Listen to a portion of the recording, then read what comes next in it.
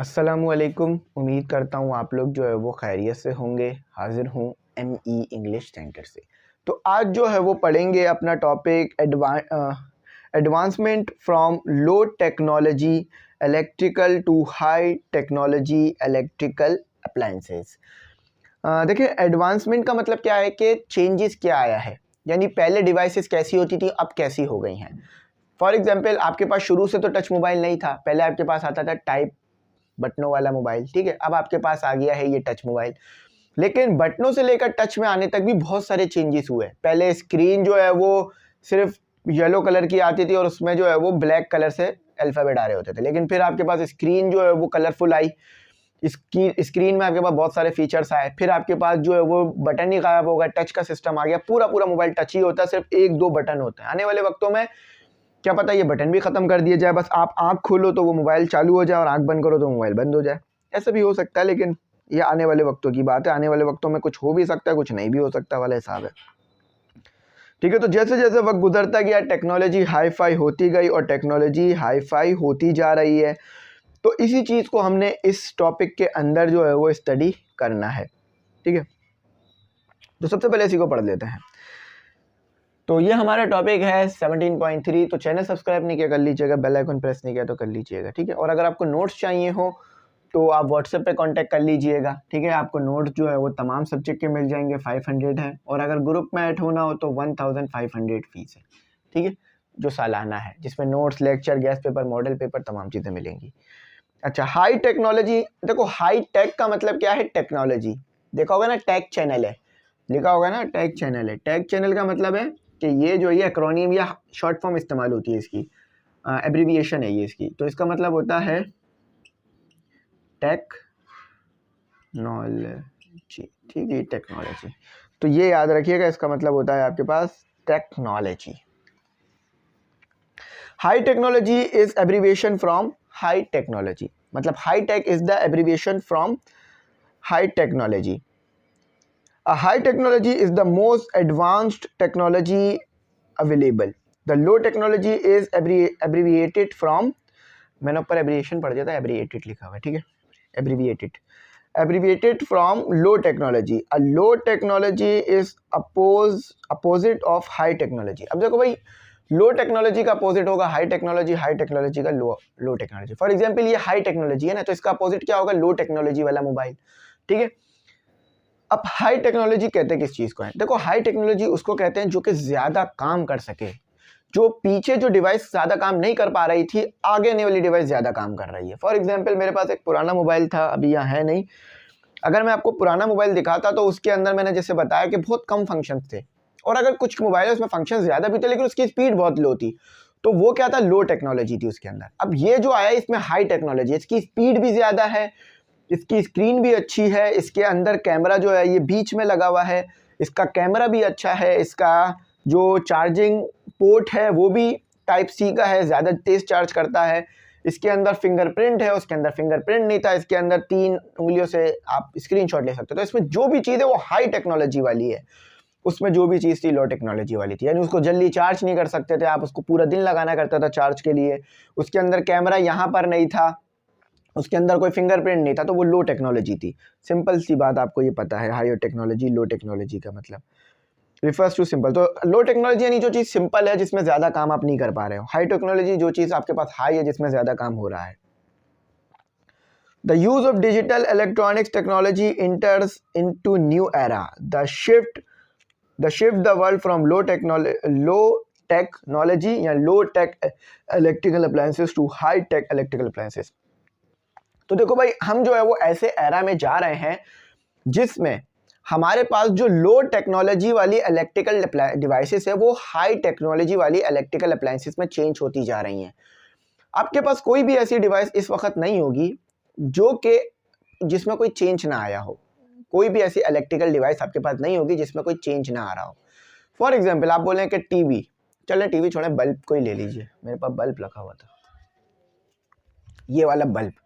ये पहले ऐसा नहीं आया करता था, ये आता था पहले येलो कलर का, और वो 100 वॉट का होता था। ये कितने वॉट का? ये 12 वॉट का होता है। अब देखो, हाई टेक्नोलॉजी में क्या हुआ कि आपकी जो एनर्जी की कंजम्पशन है वो भी कम हो गई।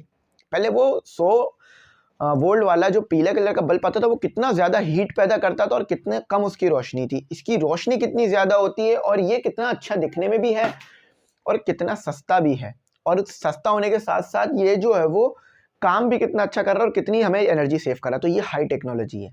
पहले जो था वो लो टेक्नोलॉजी था। अब आपके पास एसी है। पहले जो एसी आते थे वो सिर्फ आपके पास जो है वो डीसी नहीं होते थे, वो नॉर्मल होते थे, एसी होते थे बस। अब आपके पास डीसी एसी इन्वर्टर आता है, यानी आप उसको सर्दियों में भी इस्तेमाल कर सकते हैं, गर्मियों में भी। अब गर्मियों में कैसे, आप उससे जो है वो एयर जो है उसकी ठंडा कर लेते हैं। अब गर्मियों में कैसे कि एयर को ठंडा कर लेते हैं, अपनी टेम्परेचर उसका कम करके। अब सर्दियों में कैसे इस्तेमाल करते हैं कि उसका टेम्परेचर बढ़ा देते हैं, यानी वो गर्म हवा भी देने लग गया है। तो इतना ज़्यादा इंप्रूवमेंट आ गई है चीज़ों के अंदर। अच्छा, अब ये मोबाइल भी मैंने आपको बता दिया। तो जैसे जैसे वक्त गुजरता जा रहा है आप नए एरा में जाते जा रहे हैं और टेक्नोलॉजी हाई होती जा रही है, हाई फाई होती जा रही है। तो मैंने कहा था ना शुरू में, ये जब पढ़ाया था चैप्टर, कि आने वाले वक्तों में इलेक्ट्रॉनिक्स बहुत ही बेसिक और बहुत ही इंपॉर्टेंट फील्ड बन जाएगी, क्योंकि इसमें पैसा बहुत हो जाएगा ना। There are many example in our daily life. तो बहुत सारी एग्जाम्पल है अपने हमारे डेली लाइफ में हाई टेक्नोलॉजी की। The field of data storage is input a lot, improved a lot. The image recorded in digital camera can be transferred to computer where they can be edited easily. अच्छा देखो, पहले के दौर में आपके पास जो camera आता था रील वाला, यानी उसमें वो रील लगती थी, उसको क्या कहते हैं, उसको फोटोग्राफिक रील ऐसे कुछ कहा जाता था, क्योंकि मैंने वो इस्तेमाल नहीं किया तो मुझे ज़्यादा पता भी नहीं है। तो अब वो कैमरा नहीं आता। आप उस कैमरे की पिक्चर को एडिट नहीं कर सकते थे, मतलब जैसी तस्वीर खींची बस आपने वैसी ही उसको निकाल लिया, उसको कोई एडिट, उसमें कलर अच्छा नहीं कर सकते थे आप। जितना आपको अच्छा कलर मिल गया तो तस्वीर अच्छी आ गई, आप कुछ नहीं कर सकते थे।